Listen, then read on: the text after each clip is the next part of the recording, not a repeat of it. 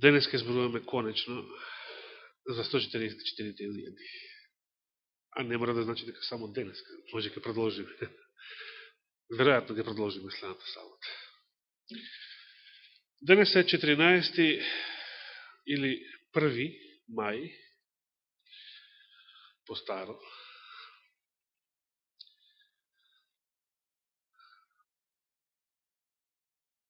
И која држава беше основана на овој датум? Сеќавате ли?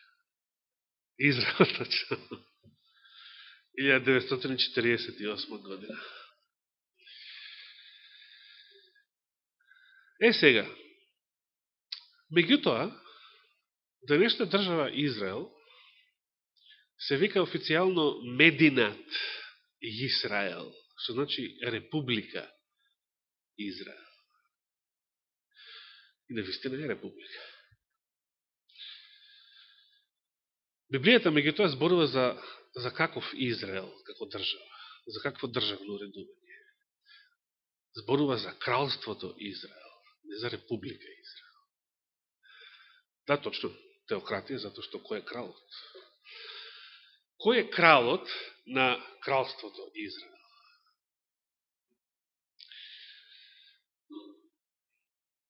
Библијата самата го кажува тоа, нели? Се сеќавате? Ајде да отвориме, неодамна го проучувавме Лука, нели? Сега Мати, во библиската полка. Се сеќавате што рече Гаврил, што и рече на Марија во врска со Исуса, меѓу другото? Добро, значи многу работи рекол, меѓутоа што ќе биде Исус? Што ќе му се даде на тоа дете што таа ќе го роди? На него што ќе му се даде? Како власт, како држава? Престолот, точно. Кој престол? На Давида. Престолот на Давида, неговиот татко, че по тело, Давид како предок.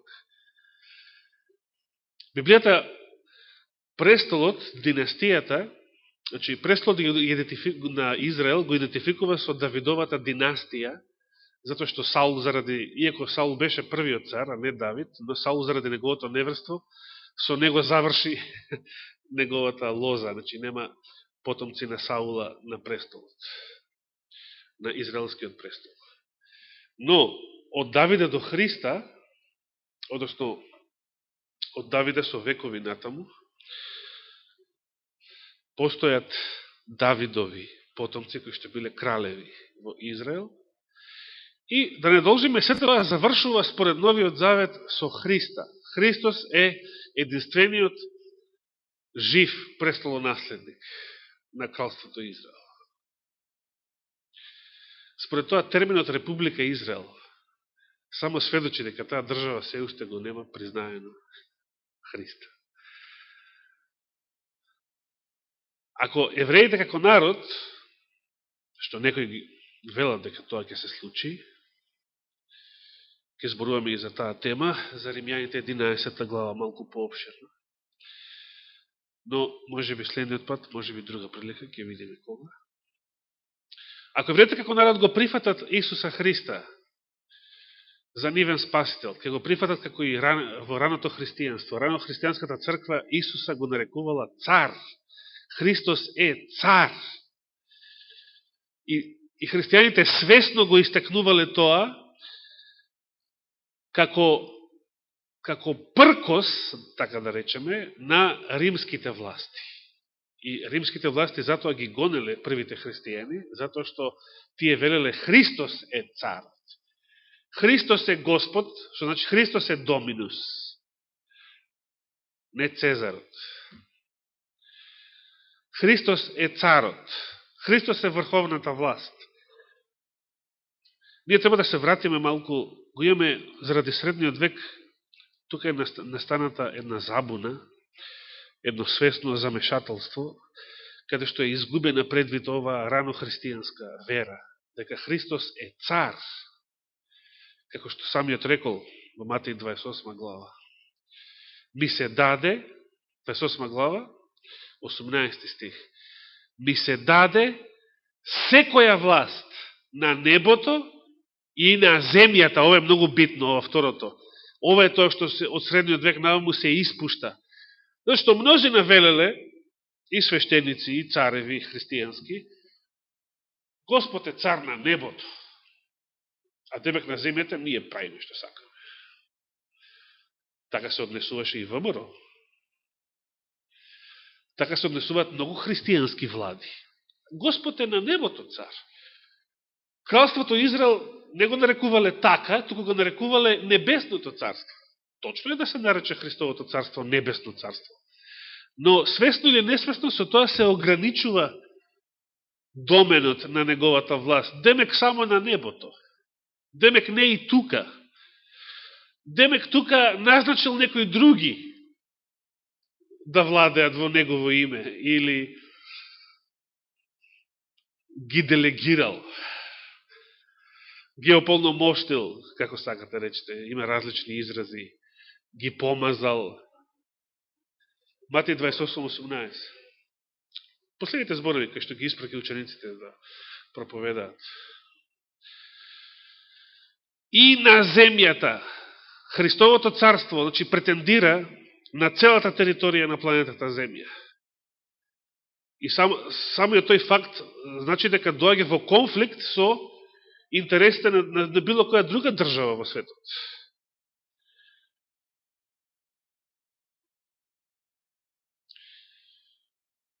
Но да не должам повеќе во тој правец. Само сакав да истакнам дека постои кралството Израел, постои Христовото кралство, постои неговата држава која што се протега и на земјата. И при неговото доагање тој ќе ја докаже неговата власт, тој ќе ги скрши роговите на царевите земски, на земските власти, на новиот светски поредок, или многу ми се допаѓа како што велеше пастор Морис Бери, на обединетите пагански нации. Кога ќе ги сотре со железен жезал, тој е тој израз што се употребува уште во псалмите.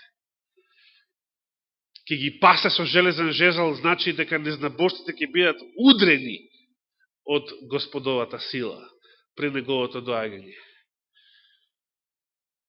И на тој начин сотрени, покорени во прав и пепел, во смрт за време на 1000-годишното царство.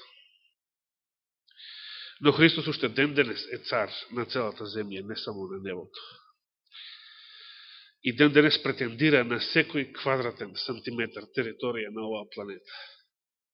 На секој народ, на секој човечко срце. Само што, прво сака неговото царство да се проповеда с милом, значи со милост, со благодат. И многу убаво да станете поданици на тоа царство кога ќе го прифатите. Милом, кога од срце ќе го прифатите Христа. Зашто тој сака само такви поданици. Оние кои што нема тоа да го прифатат од срце, тие ќе осетат жестината на неговиот гнев, ќе осетат неговата власт, но нема да станат поданици на неговото царство никогаш. Ќе бидат сотрени. Дотвориме сега прво во Откровение 7 глава и малку да прочитаме, да се подсетиме поточно на контекстот.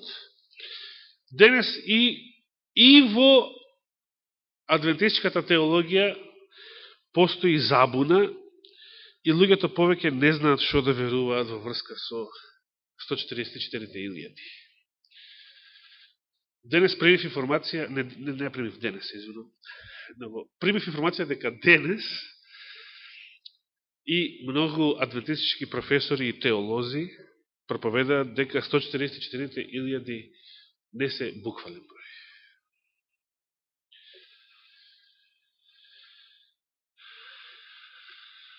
Но да почнеме со ред. 7 глава. Како завршуваше 6-та прво? Бидејќи тоа е цел еден текст во продолжение, како што Јован го пишувал. Значи, прво ги опишува оние кои што, слично на Бил Гейтс, планираат да се кријат по бункери, по планини и пештери. Но овој пат тоа за нив ќе представува не заклон, туку проклество. Тие ќе сакаат што сите тие планини и карпи да паднат врз нив. Попрво, значи, да не сгмечат, да не сотрат, само да не сокријат од лицето на оној кој седи на престолот и од гневот на јагнето.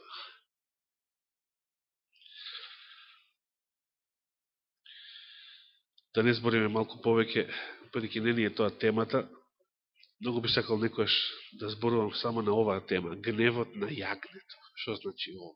Сте виделе јагне да се гневи?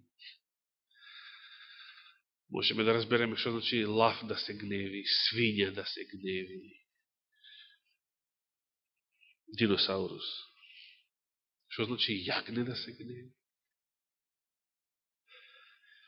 Зашто дојде големиот ден на неговиот гнев и кој може да опстане, поставуваат прашање. Значи, не може никој да опстане во тоа време.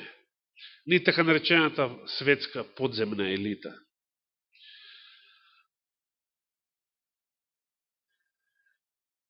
И веднаш во 7 глава дадена е визија која што ја опишува небесната елита. Наспроти подземјето. Небесната елита се состои од 144.000. Што? Библијата мене ми кажува 144.000 израелци. Иако, реков, ќе објасниме што значи поимот израелци и Израел, може би во некоја друга прилика.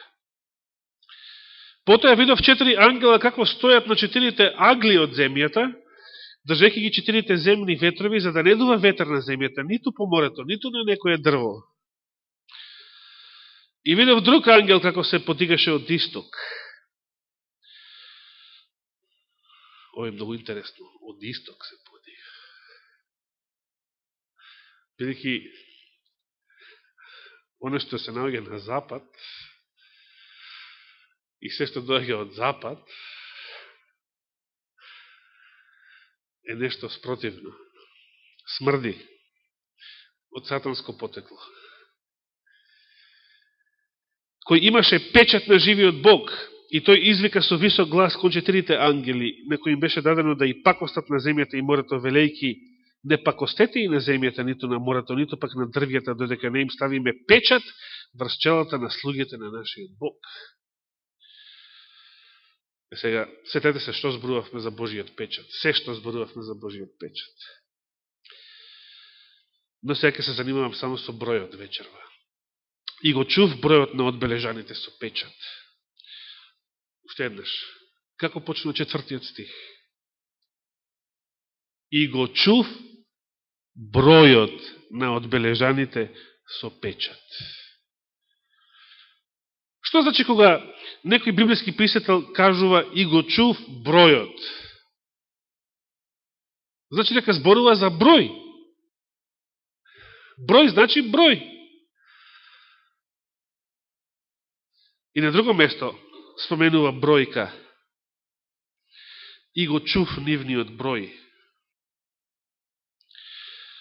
Во контекст на 7 труби се зборува за некој број. Например, 9 глава 16 стих, кај петата труба. Бројот на конјаниците беше 200 милиони. Го чув нивниот број, вели Јован. Колку е? 200 милиони. Ги чув одбележаните, го чув бројот на одбележаните со печат. Кој е тој број? 144.000. Што може да биде бројот, освен буквален број? Што може да биде бројот? Колку сме ние тука денеска на број?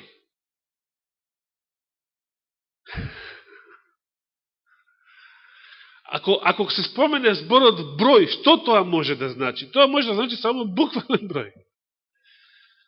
Еве, да земеме некој символично пророќство. Например, 7 глави и 10 рогови. Што значи тоа? Зверот што Јован го гледа, например, во 13 глава, 7 глави и 10 рогови. Е символичен. Значи, тој не вели дека некој диносаурус со 7 глави ќе се појави на крајот. И тој ќе биде антихристос. И ќе има 10 рогови. И главите значат нешто, 17 глава објаснува. И роговите значат нешто, но само едно е буквално секаде. Бројот е буквален. 7 се 7. 7 глави значи 7 глави. Не може седмицата за главите да биде нешто друго. Буквално е 7. 10 рогови се буквално 10 рога. Што и да значи тоа? 4 крилја на рисот, третото царство, после Вавилон, се 4 крила на Македонската империја. Значи тој рис ја представува Македонската империја. 4 крила означуваат супер брзина, меѓутоа бројката 4 е 4 во однос на претходно двете крила, што ги имаше Лавот, Вавилонското царство. Супер брзина со која Александар го освојувал источниот свет. Или, наместо на него како рог, се појавиле 4 рога, неговите генерали го поделиле царството. Бројката е секојаш буквална. 4 рога значат 4 генерали. Значи, бројката 4 е буквална, дури и кога се работи за символични пророќства. Значи, кога Јован вели го чув бројот на одбележаните со печат, 144.000, значи зборува за нивниот број. И тоа значи буквално број. Еве ќе покажеме зошто е тоа така. 144.000 беа одбележани од сите колена на синовите Израелови. Кои се тие? И сега дава детали. Од јудиното колено со печат одбележани 12.000. Од Рувимовото колено колку? 12.000. Од Гадовото колено 12.000. Од Асировото колено 12.000. Од Рувимовото, од Нефталимовото, сега сме кај Асировото колено, Нефталимовото 12, од Манасиевото колено 12, од Симеоновото 12.000, од Левиевото колено 12.000, од Исахаровото колено 12.000, од Заволоновото колено 12.000, од Јосифовото колено 12.000 и се споменува Венијаминово колено 12.000, иако Венијамин е син на Јосиф.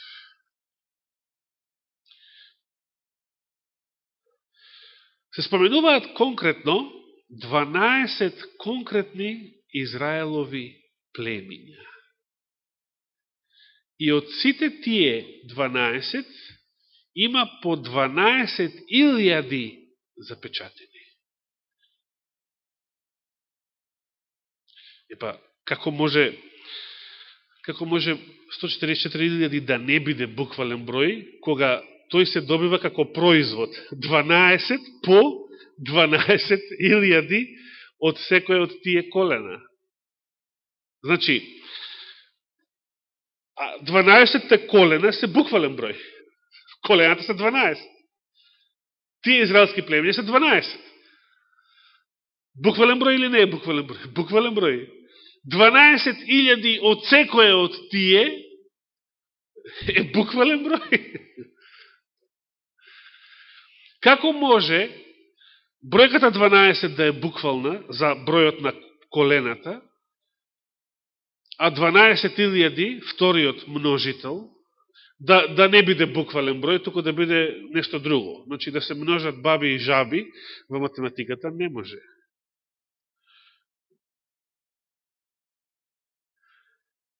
Затоа што 12 по 12.000, значи само тоа дека 12.000 се собира со 12.000, се собира со 12.000, 12 пати. 12.000 од секое од овие колена. 12 е вистинска буквална бројка, бројот на колената е 12, тоа е буквална бројка. Како може првиот множител да биде буквален, вториот множител да не биде буквален? Нема логика. Бидејќи 12.000 е од секое колено, значи 12.000 е буквална бројка. Штом двата множители се буквални бројки, значи 144.000 е буквална бројка. И конкретно се споменати кој од кое колено. Зошто е тоа битно? Затоа што сите се овие елитата на кралството Израел. Денес има многу евреи кои што така се нарекуваат. Меѓутоа Исус ги нарекува лажни евреи. Има мнозина, вели, на почеток на откровението. Бреј и мечка се жени и ово однесе ѓаволот сите.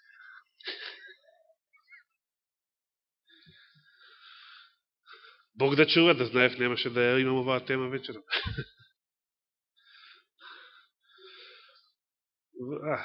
Ке гледаат. Кој му интересно, ке види. Да, точно.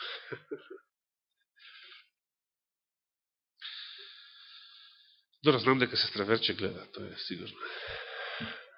Од страмите. И мнозина други гледаат. Ги поздравувам сите што гледа. 12 по 12.000 се 144.000.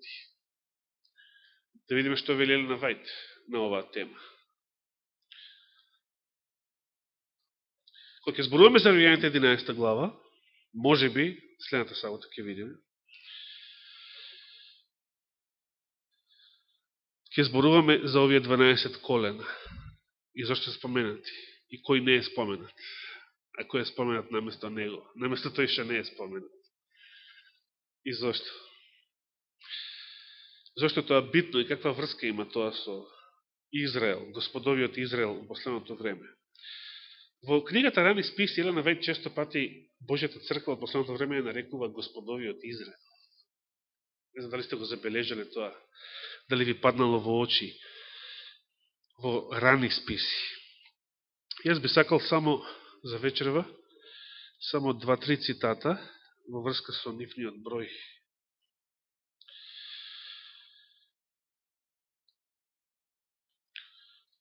Дванаесета страница од македонскиот превод.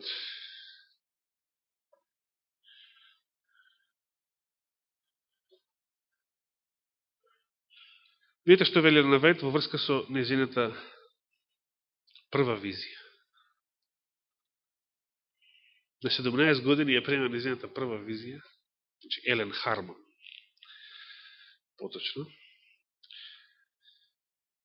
И таа вели вака. Наскоро го слушнавме Божиот глас, кој приликуваше на бучење на многу води, објавувајќи го денот и часот на Исусовото доаѓање. Живите свети, 144.000 на број. Што рече Јован? Го чув бројот на одбележаните со печат, 144.000. Елена Вајд вели 144.000 на број. Кој? Живите свети. Зошто се живи? Значи, тоа е бројот на оние кои што нема да видат смрт. Тоа се тие откупени од земјата за кои што зборува 14.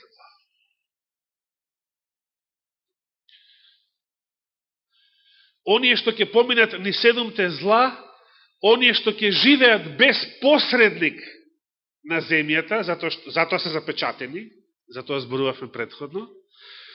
Значи, оние што како Илија и Енох нема да видат смрт до второто Христово доаѓање. Живите свети, што постојат и многу мртви свети, што Господ ќе ги воскресне при неговото доаѓање. Но ова се живите свети, оние што никогаш нема да видат смрт и ќе живеат со печатот на своите чела без посредник за време на големите неволи, големите зла. За време на Божиот гнев.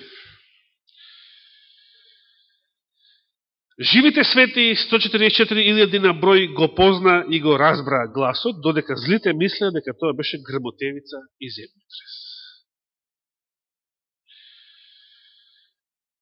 Понатаму, 13 страница, вели: потоа одекна Исусовата сребрена труба. Замисли, Исус има сребрена труба.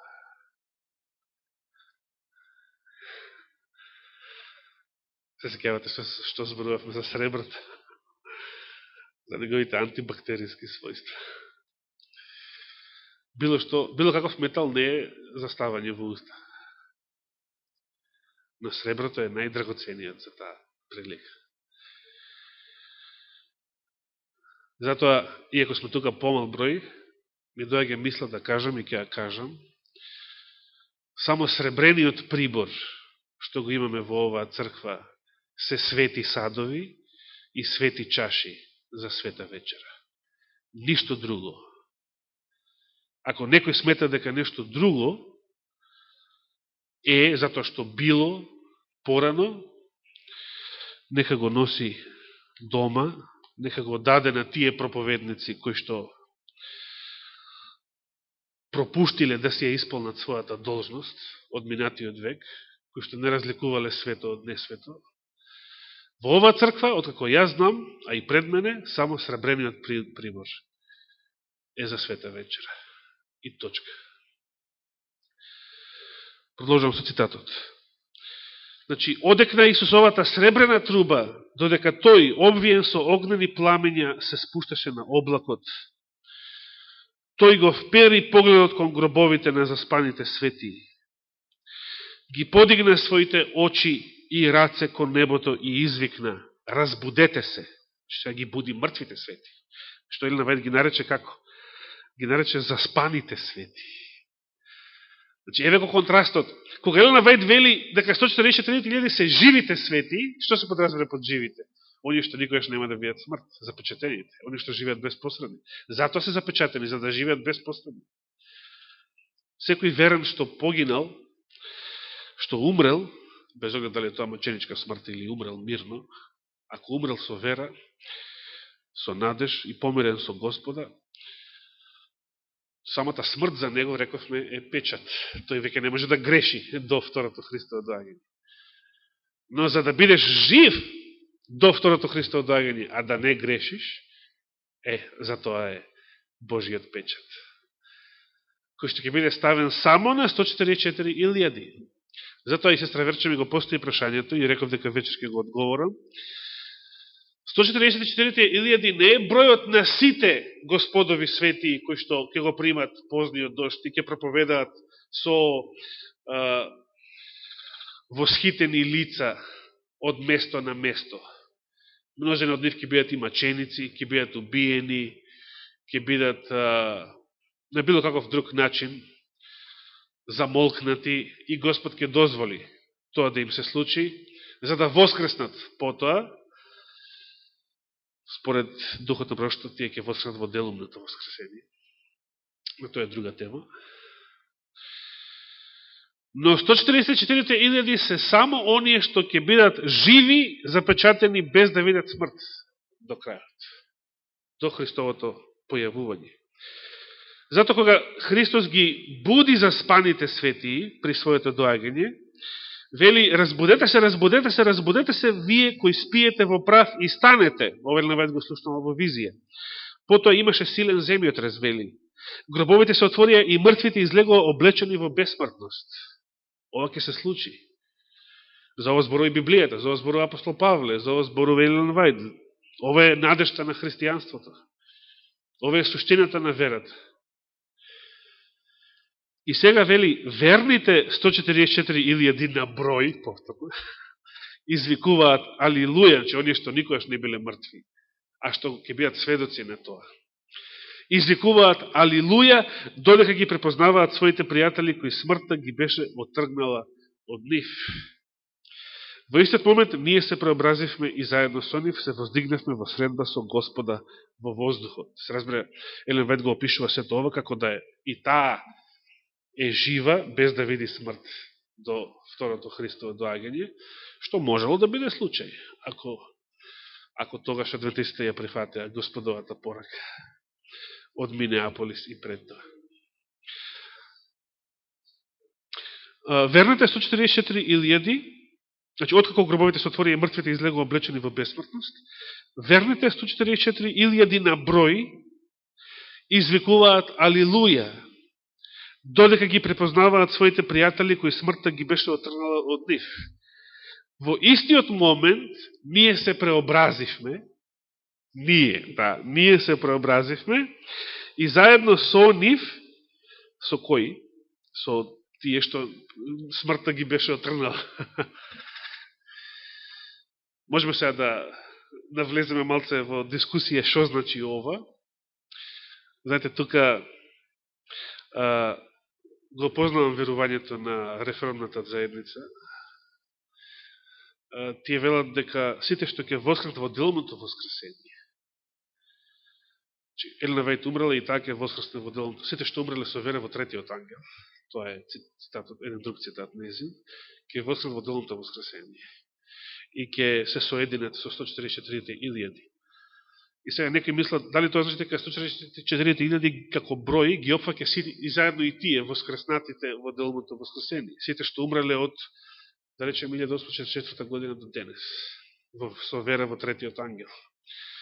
Не, затоа што 144.000 се живите светии, оние што никогаш не виделе смрт, тоа го објаснив преска. Дека си дел од тој некој, точно, од таа група, од таа класа. Меѓутоа, што значи ова дека Елена Вајт се става себе си во таа бројка? Затоа што Елена Вајт зборува како да никогаш не умре. Како апостол Павле што зборува. А ние живите, значи мртвите Господ ќе ги воскресне, Павле сами го кажа тоа. А ние живите ќе се преобразиме. Секајам 93 година имаше дискусија по тоа прашање. Значи не беше Елена Вајт овој цитат предмет, но беше Павловиот стих во Солоњаните беше предмет на дискусија.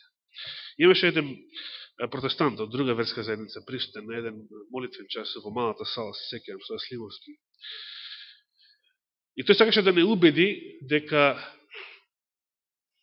мислам дека поентата му беше дека мртвите се живи, што знам, и дека апостол Павле е жив цело време и така натаму, бидејќи себе си се ставил во групата на живите, што ние живите велики се преобразиме. Апостол Павле кога го пишувал тоа, бил жив.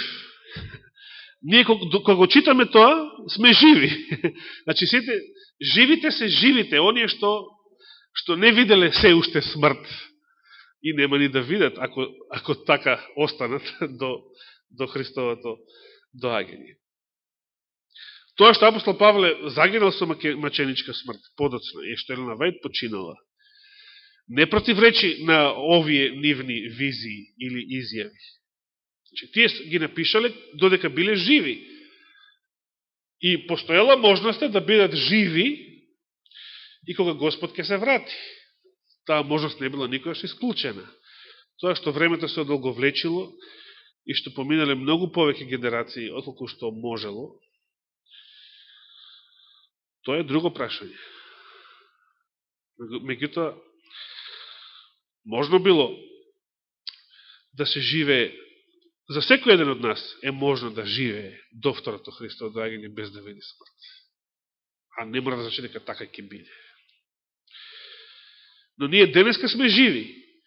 И затоа ние, бидејќи денеска сме живи, можеме да се ставиме во бројката на оние што ќе бидат живи до крајот. На само оние што ќе бидат живи до крајот се 144.000 на број. Значи, кога не е бројот во контекст, ние може да се ставиме во нивната група. Бидејќи ние живите, како апостол Павле што рекол, ние живите. Како Елена Вајт што вика, ние се преобразивме. Значи, живите.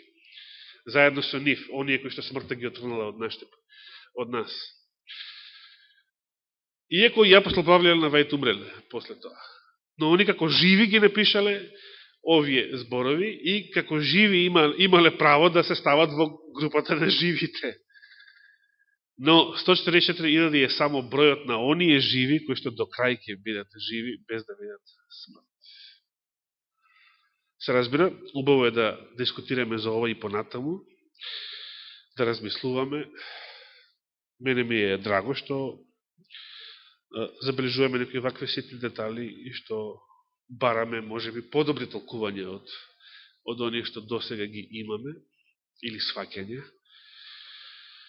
Како и да е, Господ нека биде со нас, со сите вас во новата седмица. Ние ќе продолжиме кога даде Господ живот и здравие следната сабота на вечер, па и следната, после таа и на 28 на вечер ќе продолжувам јас со оваа тема. Без оглед кој што ќе проповеда во предпладневните богослуженија следните две саботи. Значи, без оглед кој ќе проповеда предпладне, наредните две саботи јас продолжувам на вечер со оваа тема.